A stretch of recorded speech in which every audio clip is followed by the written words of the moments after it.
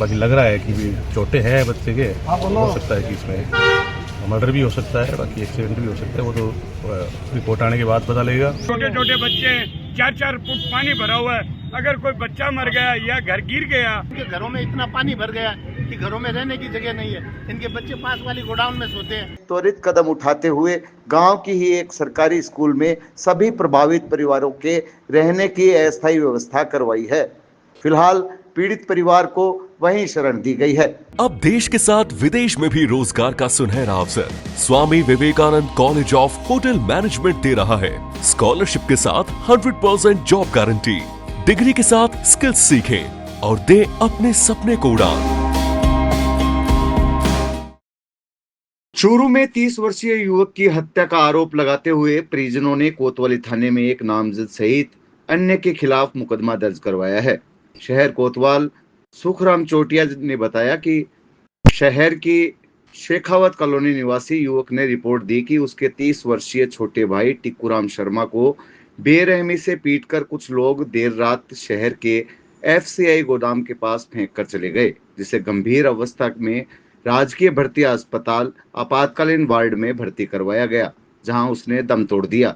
मृतक टिक्कूराम के परिजनों ने पूनरा हाल हाउसिंग बोर्ड निवासी पृथ्वी सिंह सहित अन्य पर हत्या का आरोप लगाते हुए कोतवाली थाने में मामला दर्ज करवाया है।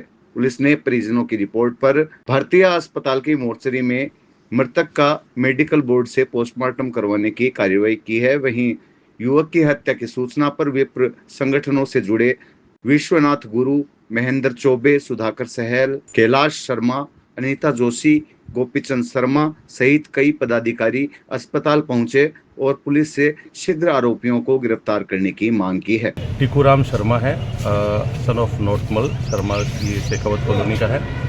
ये कोई घटना 8:30-9 बजे के आसपास इनके पास सूचना आई थी। उस हिसाब से इनके साथी जो है वो एक साथ में ये लोग निकले हैं और पोस्टमार्टम रिपोर्ट के बाद पता लगेगा सही पोजीशन क्या है। बाकी लग रहा है कि भी चोटें हैं बच्चे के, हो सकता है कि इसमें मर्डर भी हो सकता है, बाकी एक्सीडेंट भी हो सकता है, वो तो रिपोर्ट आने के बाद पता लगेगा। क्योंकि वो एक साथ बैठने वाले, उठने बैठने वाले लड़के हैं, तो वो लंबे टाइम से हो सकता है एक साथ हों।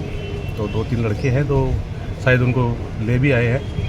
कार्रवाई जारी है, पुलिस संतोषजनक कार्य चल रहा है। सुजानगढ़ विधायक मनोज मेघवाल का जमालपुर में चल रहे धरना स्थल पर पुतला फूंककर आक्रोश जताया गया है। जल भराव की समस्या से परेशान लोगों ने कांग्रेस के खिलाफ नारेबाजी करते हुए विधायक मनोज मेघवाल का पुतला फूंका और जल भराव की समस्या का स्थायी समाधान किए जाने की मांग की है। लोगों की मांग है कि सुजानगढ़ शहर के पानी को जमालपुर में आने देने की बजाय गेनानी में डाला जाना चाहिए। हम आपको बता दें कि आज धरने का 3रा दिन था और धरना अनिश्चित काल के लिए दिया गया है। सुनिए क्या कहा पार्षद प्रतिनिधि ने। जलाया गया है वो इसलिए जलाया गया है कि वो जो है ना आके नहीं देख रहे हैं कि क्या परेशानी है, क्या परेशानी। छोटे छोटे बच्चे हैं, 4-4 फुट पानी भरा हुआ है, अगर कोई बच्चा मर गया या घर गिर गया, कोई मर जाएगा तो क्या फिर मनोज जी के पास में जाके फिर दवाई डालेंगे कि मनोज जी अब देखो पहले का काम होता है ना, कभी वहाँ जनरेटर लगा हुआ, 2 मस्जिदें हैं यहाँ, उनमें कोई नमाजी नहीं जा सकता, तो फिर ऐसे शासन को फायदा ही क्या है जिताने का। तकरीबन पिछले 10-12 सालों से ये परेशानी चल रही है। जो जमालपुरा और चारनगर के लोग हैं उनकी ये परेशानी है कि सुजानगढ़ का मतलब 40% पानी जो जमालपुरा और चारनगर की कच्ची बस्तियों में जा रहा है। उसका रीज़न ये है कि सुजानगढ़ नगर पालिका के पास में इस एरिया में कोई ज़मीन नहीं है,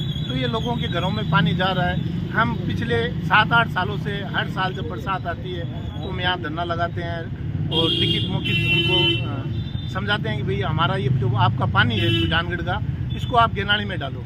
और ये आज के 10 साल पहले गेनानी में ही था पानी। मनोज जी को यहाँ मोहल्ले के लोगों ने, हमने सब ने फ़ोन किया कि आप इस समस्या का कोई समाधान कराओ, तो मनोज मेघवाल तो क्यों ही नहीं करता है, वो तो कहता है देखते हैं। और ख़ास बात यह है कि गंदा पानी जो आ रहा है वो आ रहा है। और जमालपुरे के अंदर एक मीठे पानी की टंकी पास हुई थी, वो भी मनोज जी अपने खास ड्राइवर अमित मारोटिया को देना चाहते हैं। उसमें भी वो रोड़ा डाल रहे हैं कि ये पानी की टंकी है जो सेक्शन वार्ड नंबर 8 में हुई है, जबकि सेक्शन वगैरह सब कुछ वार्ड नंबर 10 जमालपुरा में हुई है। ये भी कहता हूँ कम से कम आप गंदा पानी तो डाल रहे हो, पीने का पानी जो मैं बीजेपी गवर्नमेंट का धन्यवाद देता हूँ कि उसने इनकी जो गलत नीतियाँ थी उनको हटाकर वार्ड नंबर 8 को हटाकर वार्ड नंबर 10 में जहाँ जरूरत है वहाँ टंकी को सेक्शन किया है, फिर भी ये उसमें ओड़ा लगा रहे हैं कि इस टंकी को हम वापस वार्ड नंबर 8 में ले जाएंगे।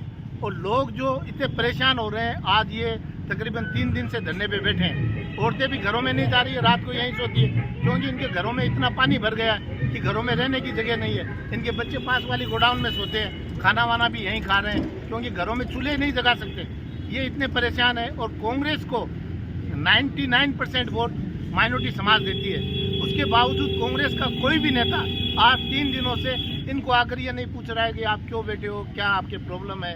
चाहे वो सभापति हो, एमएलए हो, कांग्रेस अध्यक्ष हो, उपसभापति हो, कोई भी ने नहीं पूछा। चूरू जिले में लगातार हो रही बारिश की बदौलत गांव लालासर में इसका कहर सामने आया है। 3 भाइयों के मकान, माणकचंद, कृष्ण और श्रीचंद नायक का मकान अचानक ढह गया। मकान में बने तीनों कमरे पूरी तरह से धराशायी हो गए।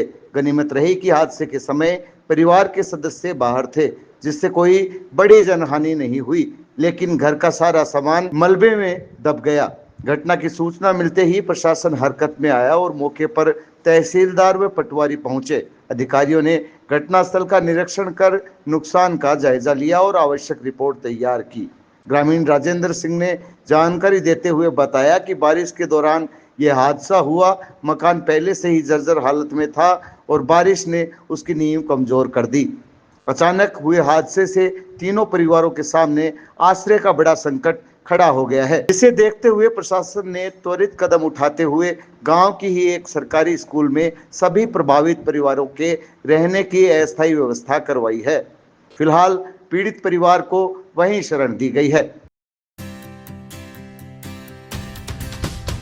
झलको